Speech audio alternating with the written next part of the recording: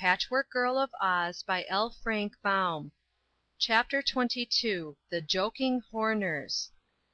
It was not long before they left the passage and came to a great cave, so high that it must have reached nearly to the top of the mountain within which it lay. It was a magnificent cave, illumined by the soft, invisible light, so that everything in it could be plainly seen. The walls were of polished marble, white with veins of delicate colors running through it, and the roof was arched and fantastic and beautiful. Built beneath this vast dome was a pretty village, not very large, for there seemed not more than 50 houses altogether, and the dwellings were of marble and artistically designed. No grass, nor flowers, nor trees grew in this cave, so the yards surrounding the houses, carved in designs, both were smooth and bare, and had low walls around them to mark their boundaries. In the streets and yards of the houses were many people, all having one leg growing below their bodies, and all hopping here and there whenever they moved. Even the children stood firmly upon their single legs, and never lost their balance. "All hail, champion!" cried a man in the first group of hoppers they met. "Whom have you captured?" "No one," replied the champion in a gloomy voice. "These strangers have captured me." "Then," said another, "we will rescue you, and capture them, for we are greater in number." "No," answered the champion, "I can't allow it. I've surrendered, and it isn't polite to capture those you've surrendered to." "Never mind that," said Dorothy. "We will give you your liberty and set you free." "Really?" asked the champion in joyous tones. "Yes," said the little girl. "Your people may need you to help conquer the Horners." At this all the hoppers looked downcast and sad. Several more had joined the group by this time, and quite a crowd of curious men, women, and children surrounded the strangers. "This war with our neighbors is a terrible thing," remarked one of the women. "Some one is almost sure to get hurt." "Why do you say that, madame?" inquired the Scarecrow.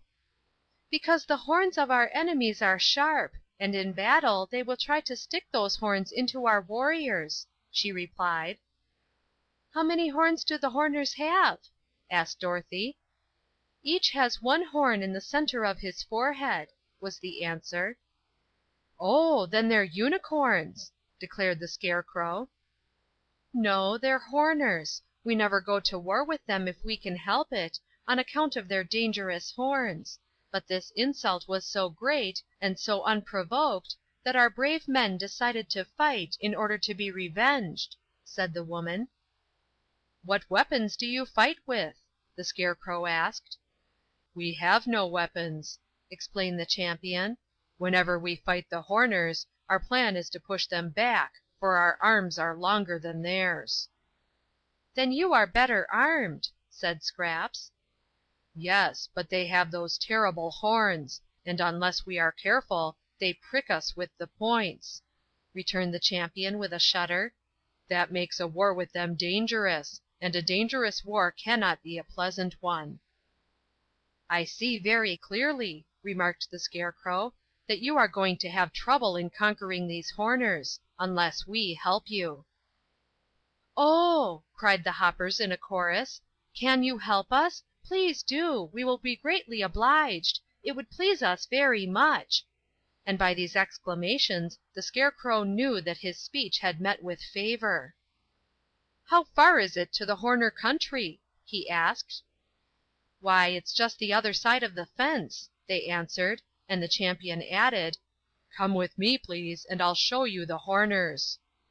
So they followed the champion and several others through the streets, and just beyond the village came to a very high picket fence, built all of marble, which seemed to divide the great cave into two equal parts.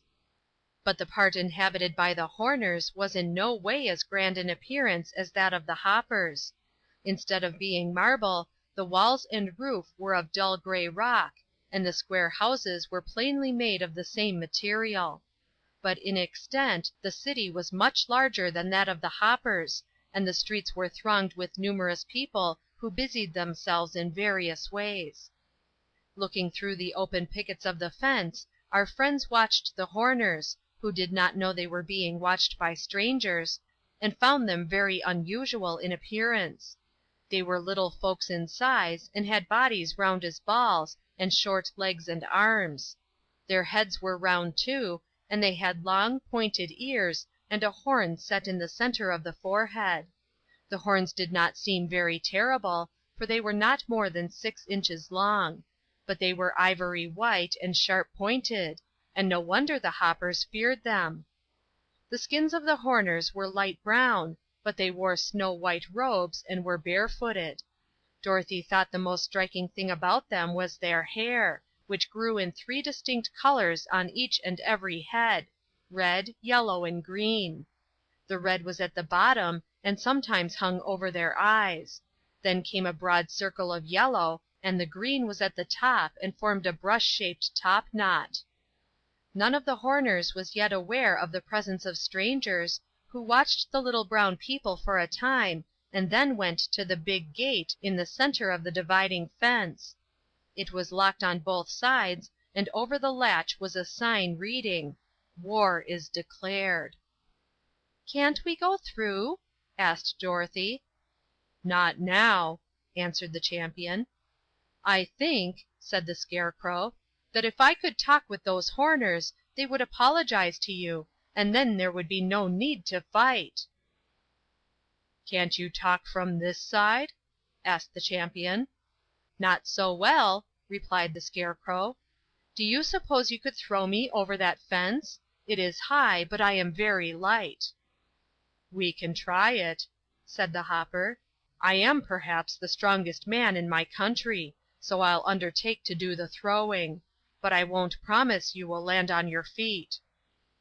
"No matter about that," returned the Scarecrow. "Just toss me over and I'll be satisfied." So the champion picked up the Scarecrow and balanced him a moment to see how much he weighed, and then with all his strength tossed him high into the air.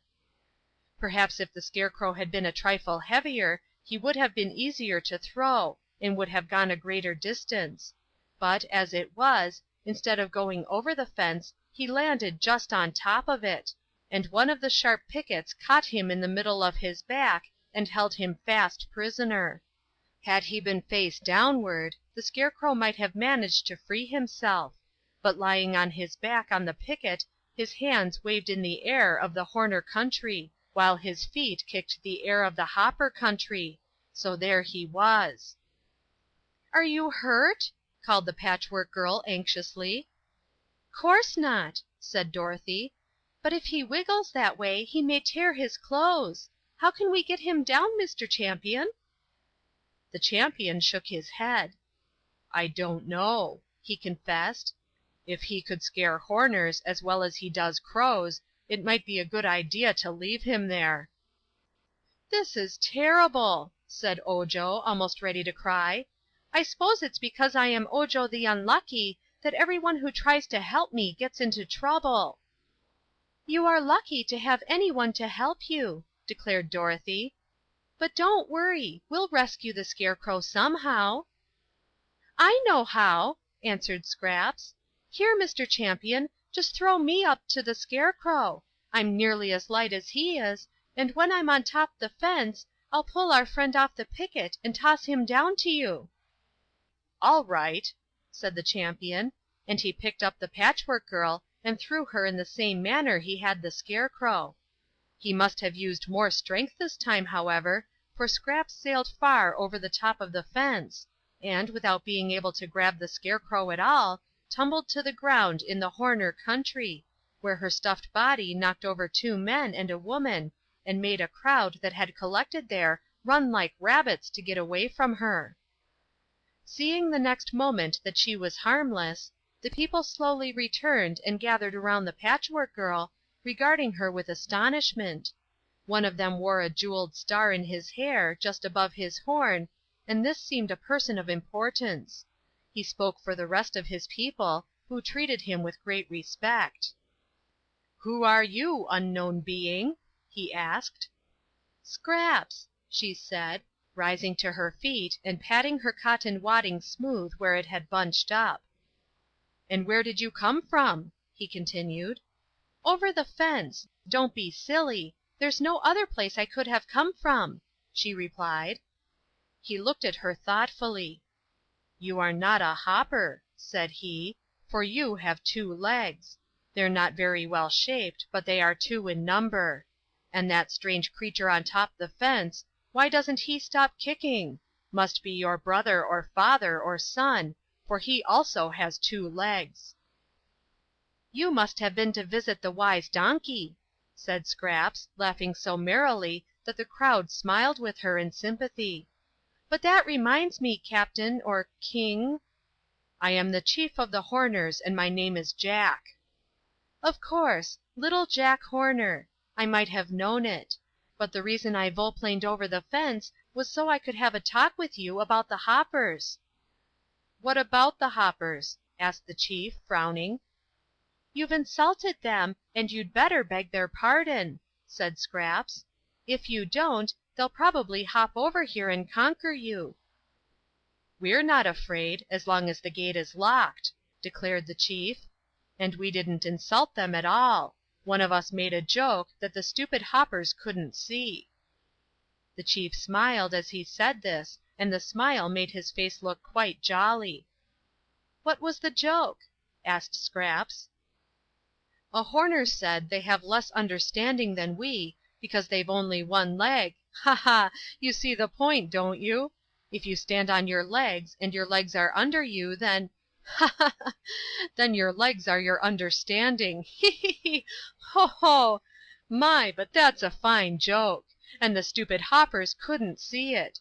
They couldn't see that with only 1 leg they must have less understanding than we who have 2 legs. Ha, ha, ha! He, he, ho, ho!" The chief wiped the tears of laughter from his eyes with the bottom hem of his white robe, and all the other Horners wiped their eyes on their robes, for they had laughed just as heartily as their chief at the absurd joke.